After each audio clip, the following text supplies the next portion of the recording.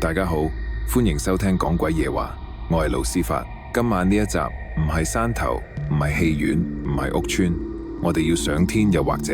準備落地。響未開始故事之前，希望大家可以訂閱我嘅講鬼夜話頻道，俾個 like 支持一下我哋，同埋可以分享俾其他人。如果你係90年代前住過牛頭角、九龍城、土瓜灣一帶，你一定記得，成世人都唔會忘記嗰種感覺。晚晚都有飛機貼住你屋企窗，貼住成排唐樓個天台，咣一聲掠過去，然後先至硬食咁拐個彎落去一個被海包住嘅地方——啟德機場。啟德唔單止係香港嘅集體回憶，仲係全世界飛機師口中最鬼死難降落嘅機場之一。越難降落，意外就越多，意外越多，故事就越多。今晚就等我帶你返去個塊已經被拆咗，但係好多香港人心中仲存在住嘅跑道，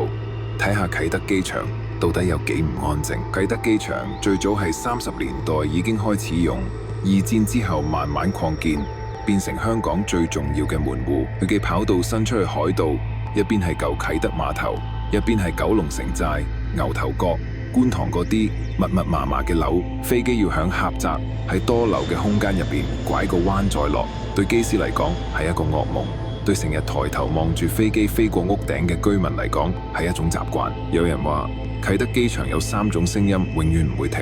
一係引擎聲，二係海風拍住堤岸嘅聲，三就係響夜深人靜時你唔知邊度傳咗嘅人聲。由於歷史上響啟德附近真係發生過多次航空事故，同埋唔少迫降、滑出跑道、機件故障，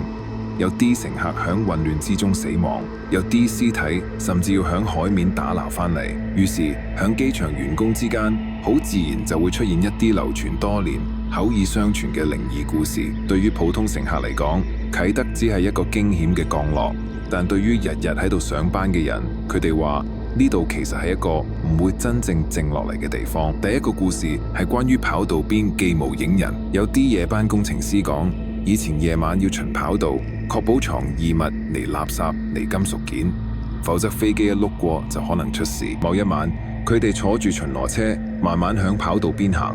遠遠見到前面近燈號位置，好似有個人企響度，着住反光背心，好自然會以為係另一組地勤。車開近啲嘅時候，車頭燈打過去，佢哋留意到一樣怪嘢，個人企響燈柱隔離，着住好似舊款制服咁嘅反光衣，身形瘦瘦高高，雙手插袋，但響咗強嘅燈光之下，佢嘅腳下竟然完全冇影。響夜晚跑道，所有嘢都會有影，燈柱有影，巡邏車有影，甚至遠處機翼都會響地面留一條好長嘅黑線。唯獨係呢個人，明明響光圈中間，地上卻係一片乾淨。工程師話佢當時心想係咪自己眼花？再行前少少，佢哋想停車落嚟問清楚係邊一組同事，點知車啱啱慢低，個人形就好似被海風吹散咁，響燈光中慢慢淡咗，淡到最後淨係得返個燈柱，空空如也。巡邏車上面幾個人互相望一望，冇人出聲。司機一腳油門，直接開返去塔台。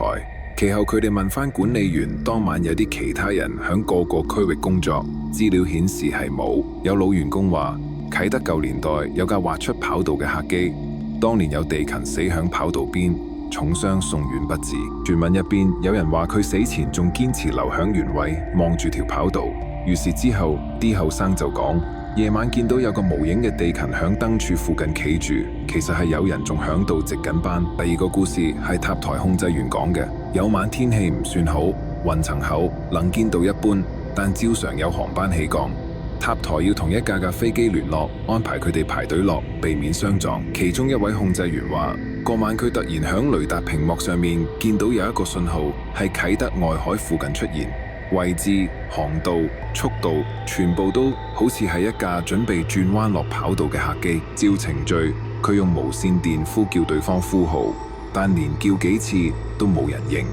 佢再檢查當值航班名單，個時間點根本就冇多過一班機。雷達上個點光慢慢跟住標準進場路線飛到跑道頭上空，之後響屏幕上消失，好似已經乖乖降落一樣。控制員同同事互望，大家都覺得唔安樂，即刻抬頭望出窗，確認跑道上冇任何飛機降落，冇燈號異常，冇警報。事後有人講，啟德歷史上曾經有某幾次航班因為天氣、基建等問題，嚴重偏離進場路線，最後響附近山頭或者海面出事。唔知係咪巧合，每隔一段時間，雷達就會響類似位置捕捉到一個多出嚟嘅信號，乖乖照程序飛返嚟，響熒幕上降落到一半就消失。有人笑話係雷達干擾，有人話係系統 error， 但響塔台夜更嘅人就會低聲講，可能有啲人仲想再降落多一次。第三個故事，響機棚入邊，有啲機場維修人員講，有時啲飛機夜晚會泊響機棚做檢查、維修、清潔。事主話，有一晚喺一個人上咗一架客機入邊，準備檢查座椅同安全設備，當時機門只開咗前面一個，客艙裏邊冇開晒全部燈，只係前半部有微弱嘅燈光，後半截係暗啲。佢由頭艙一路行去尾艙，手上攞住張 checklist， 一邊數救生衣，一邊望安全帶有冇壞。行到中段，咁突然覺得有啲唔對路，因為明明機門只係自己一個人開過，但係響後半截較暗嘅座位區，響走廊兩邊好似有一列列黑影坐咗響度。佢形容個啲影好似係坐低嘅人，每個座位都有上半身輪廓，但係完全睇唔到樣，同埋全部一動不動。佢當時覺得可能係眼花、燈光反射者，於是係特登行近幾步，想釐清楚啲結果嘅發現。當自己行近，把光由前面照過去嗰排座位時，啲人影一個一個咁消失，好似由座位上融入空氣，最後剩返一架空機，一個真人都冇。有人就講，啟德出事個班機，有啲乘客係嚟唔切落地，就已經響空中或者撞擊一刻離開咗。對佢哋嚟講，可能仲停留響返緊香港嘅路上。如果你響機棚嘅冷氣聲同金屬回音入邊見到一排排唔應聲嘅人影，你會點做？事主話佢之後再做夜更都好少一個人上機查艙，一定拉埋另一個同事一齊。講咗咁多啟德機場嘅靈異故事，究竟有幾多係真，有幾多係人心？用理性啲去望，其實啟德有幾個特點，好容易令人體驗到似係靈異嘅現象。第一，高壓工作環境，無論係塔台、跑道、地勤、維修，所有人都長期響高度專注同壓力之下工作。心理學研究話，響睡眠不足、精神繃緊嘅情況之下，大腦好容易將影影綽綽嘅光影誤認為人形，甚至聽到並唔存在嘅聲音。第二，光線同陰影錯覺，跑道邊嘅燈、機棚入邊嘅局部照明、客機艙入邊前光後暗，都會製造大量陰影。若果有人着深色衣服企響燈柱附近，或者有器材布幕形成類似人形嘅輪廓，你響遠處或者用眼尾望，就好容易當佢係真人，甚至係無影或者多咗一個人。第三，雷達同儀器嘅干擾。雷達係靠反射電磁波去顯示目標，海面、天氣、金屬物件都可能造成假信號。所謂多咗一班機，可能只係一個短暫回波，但配合咗啟德曾經出事呢個背景，就變咗塔台人員嘅都市傳說。第四，集體記憶同暗示。因為啟德真係發生過事故，大家會自然咁聯想到冤魂、未完成旅程嘅概念。當你響一個靜到得返風聲同機械聲嘅機棚入邊，孤獨行過一排排椅，你嘅腦海自然會想，如果有啲人未走呢？一旦你有呢個念頭，再見到任何反光、影子、座位上衣物殘留，就好容易將佢加工成一個完整嘅人影。當然，科學可以解釋儀器干擾、光線錯覺、心理壓力，但唔代表每一個細節都可以條條數清楚。例如，有啲跑道員工講，佢哋響完全冇風、冇車、冇飛機運作嘅凌晨，清楚聽到身後有腳步聲，由遠至近，一步一步行到幾乎貼住咗。又例如，有人話喺塔台玻璃反光入邊，見到跑道上企咗個人，但真正望出去，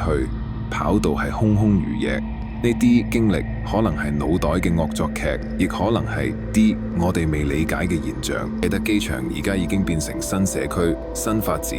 跑道拆咗，塔台冇咗，飛機唔會再貼住樓頂飛過。但對於曾經響度起降過、響度等人返屋企過、響度失去親人嘅人嚟講，呢度始終係一塊充滿情緒嘅地方。包括我哋今晚講嘅恐懼同未知。如果有一日你夜晚響前啟德跑道一帶散步，對住海風，突然好清楚聽到遠處傳嚟引擎聲，機輪摩擦跑道聲，你會點樣解釋？留言話俾我知，你有冇啲同啟德機場有關嘅回憶，或者聽過其他版本嘅鬼故？希望大家可以訂閱我嘅講鬼夜話，俾個 like 支持下我哋，同埋分享俾其他人。我哋下個星期六再見，繼續發掘香港都市傳說嘅另一面。下集我哋會去另一個同飛機無關，但同生死好有關係嘅地方。希望你今晚瞓覺前唔會聽到引擎聲響你窗外飛過。